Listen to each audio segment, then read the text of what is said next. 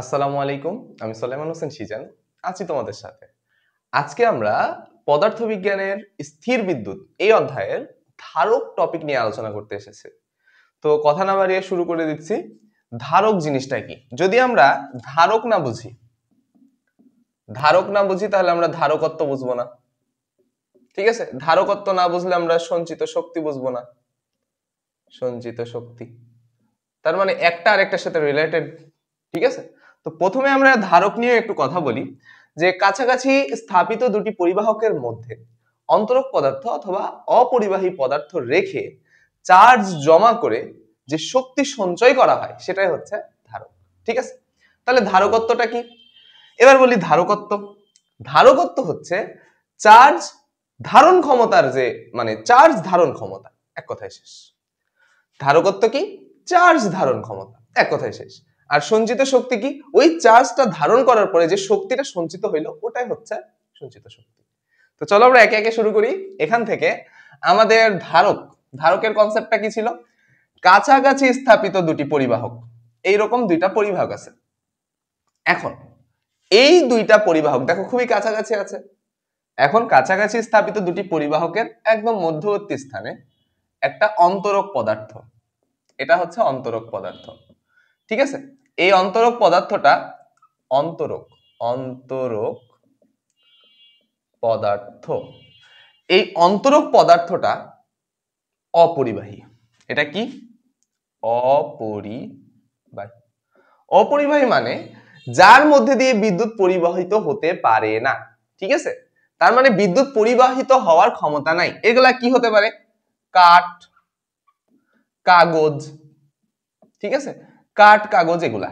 ঠিক আছে, এখন দেখো এই যে পরিবাহী তোমার দুইটা পাত, এই দুইটা পাত এদের উপাদান সেমও হতে পারে, ভিন্নও হতে পারে। এখন এখানে এসে চার্জ জমা হবে, তার মানে কন্ডিশন 1। ঠিক আছে, কন্ডিশন নাম্বার 1, এখানে এসে চার্জ জমা হচ্ছে। এই কন্ডিশনে আমরা লিখতে পারি যে Q is equal two CV। এখান থেকে এই সূত্রটা আসছে। কিভাবে আসছে? এখানে চার্জ জমা হবে, তার মানে এখানে কিউ পরিমাণ চার্জ জমা হবে, তাই না? এবার এখানে যে চার্জ জমা হবে তার ফলে তো ধারকত্বের উদ্ভব হবে, তাই না? এবং চার্জ আছে এবং ধারকত্ব আছে, অর্থাৎ ওখানে ভোল্ট আছেই। ভোল্ট ছাড়া ওখানে সম্ভব না, অর্থাৎ বিভব পার্থক্য, তার মানে ভি আছে। তাহলে Q is equal to CV. এখানে আমরা কিউ এর পরিচয় কি দিতে পারি? চার্জ, অর্থাৎ জমাকৃত চার্জ, জমাকৃত চার্জ। ঠিক আছে, এখানে সি এর পরিচয় কি? ধারকত্ব, ধারকত্ব। ওকে, তোমরা ক্যাপাসিটর পড়েছো না? Capacitor, capacity. তো ক্যাপাসিটর হচ্ছে ধারক এবং ক্যাপাসিটি মানে হচ্ছে ধারকত্ব। ওকে, তাহলে এই হচ্ছে আমার বিষয়, ওখান থেকে সিটা আসছে। আর ভি সমান সমান কি? ভোল্ট বা বিভব। এই চার্জের একক কি? C, coulomb. ধারকত্বের একক কি? ফ্যারাড। এটা হচ্ছে কি? ফ্যারাড। আর ভোল্টের একক কি? ভোল্ট। এই তো।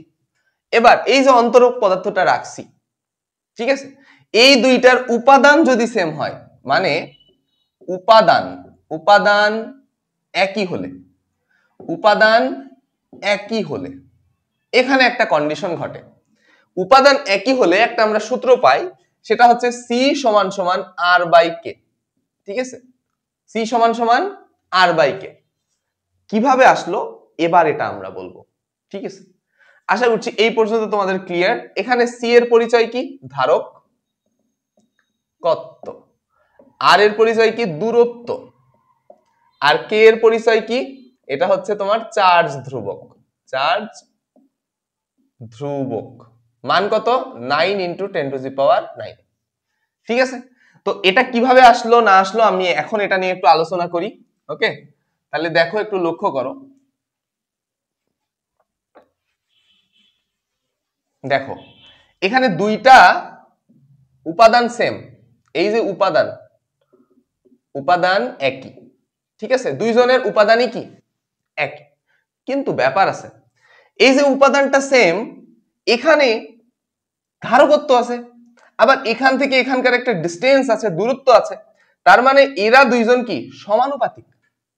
অর্থাৎ যত দূরত্ব বাড়বে ধারকত্বের পরিমাণ মানে ক্যাপাসিটি তত বাড়বে। ঠিক আছে, যদি দূরত্ব কমে যায় তাহলে ধারকত্বটাও কি হয়ে যাবে, কমে যাবে। বুঝে গেছে আমার কথা? তার মানে আমি বলতে পারি যে এই সমানুপাতিক ধ্রুবকটা তুলে দিতে পারি। যদি তুলে দিই তাহলে লেখা যাবে c = r। ঠিক আছে, c = r। কিন্তু এই যে সমানুপাতিক ধ্রুবকটা তুলে দিলাম তার জন্য এখানে একটা ধ্রুবক আসবে, দিয়ে আমরা লিখতে পারি c = r/k। বুঝা গেছে? এইভাবে আসলে আমরা লিখতে পারি। তো এই ছিল হচ্ছে আমাদের দুইটা সূত্র ধারকত্ব থেকে। আরেকটা জিনিস আছে সঞ্চিত শক্তি। এখন এর মধ্যে যে চার্জ ধারণ ক্ষমতার একটা বিষয় আছে, তার মানে এখানে শক্তি জমা হচ্ছে। এই জমাকৃত শক্তি এটাকে আমরা বলতে পারি W = ½ CV²। কিভাবে আসলো আমি বলছি। কিভাবে আসলো? যে পরিমাণ ধারকত্ব সেখানে অবশ্যই ভোল্টের অ্যাকশন আছে এখানে, তাই না? তার মানে ওইখানে বিভব পার্থক্য আছে। বুঝা গেছে? বিভব পার্থক্য ওখানে আছে। এখন আমরা একটা সূত্র পড়লাম Q = CV। এইটা দিয়ে আমরা এখানে একটা ফর্মুলা অ্যাপ্লাই করব। কিভাবে দেখো, যদি আমি C রেখে V পার করে দিই তাহলে Q/V = C, এটা একটা সূত্র। আবার আমরা V রেখে যদি C পার করে দিই তাহলে Q/C = V, এটা একটা। এবার এই জায়গাতে আমরা C এর পরিবর্তে লিখব Q/V, আবার V এর পরিবর্তে লিখব Q/C। তাহলে W = আমি কি লিখতে পারি, হাফ। প্রথমে আমি এটা অ্যাপ্লাই করছি, এইটা অ্যাপ্লাই করছি, তাহলে C এর জায়গায় Q/V আর ওখানে যা আছে তাই V²। তাহলে এই V কাটা, তাহলে আমি লিখতে পারি কি হাফ QV। এইটা একটা সূত্র, ঠিক আছে? W = ½ QV। তাহলে এটা একটা সূত্র, এটা আরেকটা সূত্র। এবার দেখো সেম জায়গাতে আমরা V এর ভ্যালু বসাবো, তাহলে W = ½ C। V এর ভ্যালু কত, Q/C, এটার উপরে স্কয়ার। ঠিক আছে? তাহলে এবার দেখো ক্যালকুলেশন করো, ½ C Q²/C²। তাহলে এই C কাটা, তাহলে একটা C থাকে। তাহলে আমরা লিখতে পারি W = ½ Q²/C। এটা একটা সূত্র, এটা 3 নাম্বার সূত্র। ঠিক আছে? তো সঞ্চিত শক্তির এই তিনটা সূত্র বা ফর্মুলা আমরা অ্যাপ্লাই করতে পারি যখন দেখব যে আমার ধারকত্বের মান এবং ভোল্টের মান দেওয়া আছে, তখন এটা অ্যাপ্লাই করব। যখন দেখব আমার চার্জের মান এবং তোমার ভোল্টের মান দেওয়া আছে, তখন এটা অ্যাপ্লাই করব। যখন দেখব কিউ এর ভ্যালু মানে চার্জের ভ্যালু এবং ধারকত্বের মান দেওয়া আছে, তখন আমরা এটা অ্যাপ্লাই করব। কিন্তু মজার ব্যাপার হচ্ছে, আমরা যদি জাস্ট এইটা মনে রাখি এবং এইটা মনে রাখি, এই দুইটা কম্পেয়ার করেই তো আমরা সবকিছু মনে রাখতে পারবো। তাহলে এগুলা কি আলাদা আলাদা করে মনে রাখার দরকার আছে? দরকার নাই। জাস্ট তোমাদের বই আছে তাই আমি বলে দিলাম। ঠিক আছে? এবার আমরা প্রশ্ন সলভে যাব। ওকে, চলো আমরা প্রশ্ন সলভ করি। এবার প্রশ্ন সলভ করি। ঠিক আছে? দেখো এই জায়গায় প্রথম প্রশ্ন বলা হচ্ছে 2 × 10⁻⁶ ফ্যারাড ধারকত্বের কোন ধারকের বিভব পার্থক্য 200 ভোল্ট হলে সঞ্চিত চার্জের পরিমাণ কত? আমি তোমাদের আজকে একটা ব্যাপার বলে রাখি, এই ব্যাপারটা সবাই মনে রাখবা। ঠিক আছে? ব্যাপারটা হচ্ছে 2 × 10⁻⁶ ফ্যারাড ধারকত্বের কোন ধারকের, এই জায়গায় তোমাদের আমি যে ব্যাপারটা বলবো এটা সবাই মনে রাখবে। এটা একটা টেকনিক, প্রশ্ন পড়ার মধ্যে একটা আর্ট আছে। এই প্রশ্ন তোমাকে পড়া শিখতে হবে। দেখো এখানে যে মানটা দেওয়া আছে ওই মানের আগে পরে অথবা আগে তার পরিচয় দেওয়া থাকবে। দেখো বলা হচ্ছে 2 × 10⁻⁶ ফ্যারাড ধারকত্বের, তার মানে এটা ধারকত্বের মান। বুঝছো? এবার দেখো বলছে বিভব পার্থক্য 200 ভোল্ট হলে, বিভব পার্থক্য 200 ভোল্ট, এরপরে হলে আছে, তার মানে বিভব পার্থক্য 200 ভোল্ট, তার মানে এই 200 ভোল্টের আগে বিভব পার্থক্য কথাটা আছে, তার মানে এইটা হচ্ছে বিভব পার্থক্যের মান। আশা করছি তোমরা বুঝতে পারছো যে একটা ভ্যালু তার আগে অথবা পরে এই দুই জায়গাতে তোমার পরিচয় দেওয়া থাকবে, ওই ভ্যালুটার পরিচয় দেওয়া থাকবে। আশা করছি বোঝা গেছে। এবার আসো এখানে আমরা কোশ্চেন নাম্বার 1 সলভ করছি। তাহলে সি এর ভ্যালু কি দেওয়া আছে, 2 × 10⁻⁶ ফ্যারাড এবং ভোল্টের মান কত দেওয়া আছে, 200 ভোল্ট। তাহলে আমার এখানে কি চাইছে বলতো, সঞ্চিত চার্জের পরিমাণ। তাহলে Q = CV। সি এর ভ্যালু কত, 2 × 10⁻⁶, ভি এর ভ্যালু কত, 200। তাহলে দেখো এই যে এখান থেকে দুইটা শূন্য বাদ, এখান থেকে দুইটা শূন্য বাদ দিলে 10⁻⁻4 থাকে। তোমরা ক্যালকুলেটর ইউজ করবা, আমি সরাসরি বলে দিচ্ছি। 2 2 তোমার হচ্ছে 2 2 4 × 10⁻⁴, তাহলে এত কুলম্ব, কারণ চার্জের মান চাইছে। এই হচ্ছে আমাদের অ্যান্সার। আশা করছি তোমরা এই পর্যন্ত সবাই বুঝতে পারছো। ওকে, ঠিক আছে, এবার আমরা 2 নম্বর কোশ্চেনের সলভ করব। দেখো 2 নম্বর কি বলছে, বলছে একটি ধারকের ধারকত্ব 20 মিলিফ্যারাড। 20 মিলিফ্যারাড, তাহলে দেখো এখানে 20 মিলিফ্যারাড, 2 নম্বর কোশ্চেন, 20 মিলিফ্যারাড, তাই না? তাহলে আমার এই জায়গায় একটা বিষয় তোমাদের আমি আগে বলে রাখি, যদি মিলিফ্যারাড থেকে, মিলিফ্যারাড থাকতে পারে, মিউ ফ্যারাড থাকতে পারে, যদি মিলিফ্যারাড থেকে আমাকে অবশ্যই ধারকত্বের মান ফ্যারাডে নিয়ে যেতে হবে, নাহলে হবে না।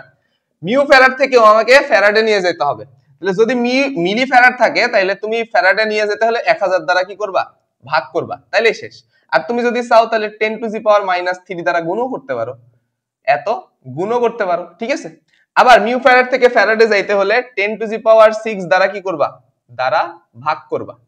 আর তুমি যদি চাও তাহলে 10 টু দি পাওয়ার -6 গুণও করতে পারো, তোমার ইচ্ছা, তাহলে তুমি ফ্যারাডে যাবা। তাহলে আমার এখানে বলা হয়েছে যে ধারকত্বের ভ্যালু কত বলতো, 20 মিলিফ্যারাড। তাইলে আমি কি করব, 1000 দিয়ে ভাগ করব। আমি কি করব, 1000 দিয়ে ভাগ করব, তাহলে ফ্যারাডে পাবো। তাহলে এটা কাটা, তাহলে 2 × 10 টু দি পাওয়ার -2 ফ্যারাড, ঠিক আছে। আমরা ধারকত্বের মান পাইছি। এবার ভোল্ট দেওয়া আছে কত বলতো, 1000 ভোল্ট, তাই না? তাহলে ডাইরেক্ট তোমার সঞ্চিত শক্তি কি, সঞ্চিত শক্তি জমা হয়েছে। এখানে চার্জের ভ্যালু বলতে পারে, তখন আমরা সঞ্চিত চার্জ বললে চার্জের ভ্যালু বের করব। যদি বলে সঞ্চিত শক্তি, তাহলে আমরা ডাব্লিউ এর ভ্যালু বের করব। তাহলে ডাব্লিউ ইজ ইকুয়াল টু কি, হাফ সি ভি স্কয়ার। তাহলে হাফ সি এর মান কত, 2 × 10 to the power -2, R V এর মান কত, ভি এর মান হচ্ছে তোমার 1000 স্কয়ার। তাহলে দেখো এই হাফ হাফের মতো, 2 এর মতো, 10 টু দি পাওয়ার -2, 1000 স্কয়ার মানে 1000 × 1000 লেখা যায়। তোমরা ক্যালকুলেটর মারবা সরাসরি, এই দুই কাটা, ঠিক আছে।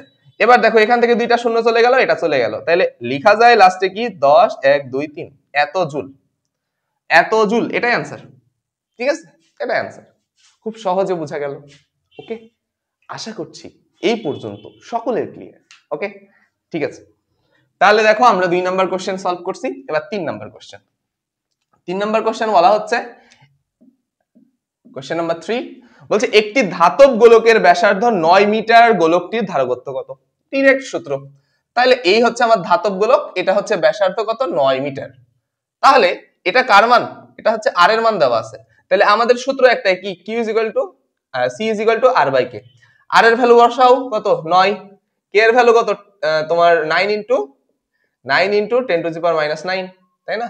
10 টু দি পাওয়ার 9 মেবি, -9 না, এই 9 কাটা, তাহলে এটা উঠে গেল 10 টু দি পাওয়ার -9, এত তোমার হচ্ছে কি বলতো, ফ্যারাড। এই হচ্ছে আমাদের आंसर। এটা তুমি এভাবেও লিখতে পারো যে 1 × 10 টু দি পাওয়ার -9 ফ্যারাড, এইভাবেও আসতে পারে, ঠিক আছে, কোনো ব্যাপার না। তো এই ছিল আমাদের ধারক নিয়ে কথাবার্তা। তোমরা এইগুলা ভালোভাবে প্র্যাকটিস করবা এবং এই টপিকের যে ম্যাথগুলো আছে এগুলা গাইড দেখে সলভ করবা।